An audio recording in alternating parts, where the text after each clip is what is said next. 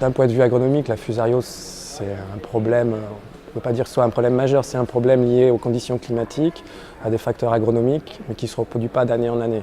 Donc d'un point de vue agronomique, ce n'est pas un problème majeur. En revanche, ce qui est nouveau, c'est la préoccupation on va dire liée à la législation au niveau de la réglementation des teneurs en mycotoxines.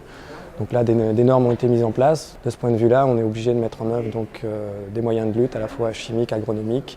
Les premiers travaux déjà à mettre en œuvre, c'est d'intégrer la sélection du critère dans le schéma de sélection, donc de rajouter ce critère en ayant des pépinières spécifiques pour évaluer la résistance à la fusariose. Donc déjà, cette première approche permet d'évaluer le matériel génétique et de choisir les variétés qui présentent des caractéristiques intéressantes.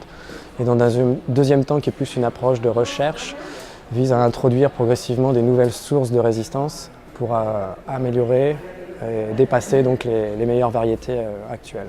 Dans la méthode de sélection, il y a des aspects conventionnels qui permettent d'identifier les géniteurs qu'on utilisera plus tard dans les schémas en croisement et qu'on utilisera aussi pour appliquer les nouveaux outils du sélectionneur, les marqueurs moléculaires, afin d'identifier les gènes de résistance présents dans ces variétés et d'utiliser ces marqueurs moléculaires ensuite pour, on va dire, pister les gènes et les sélectionner. L'avantage, c'est qu'on peut aller très vite en cultivant les plantes en serre, en sélectionnant au laboratoire les plantes qui contiennent les gènes.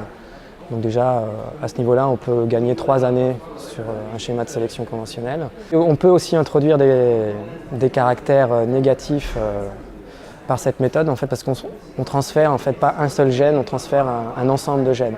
Donc dans cet ensemble, il peut y avoir des gènes qui viennent interagir avec le fond génétique des variétés et se révéler négatifs par la suite. Donc après, l'objectif, c'est de repartir dans des schémas de sélection et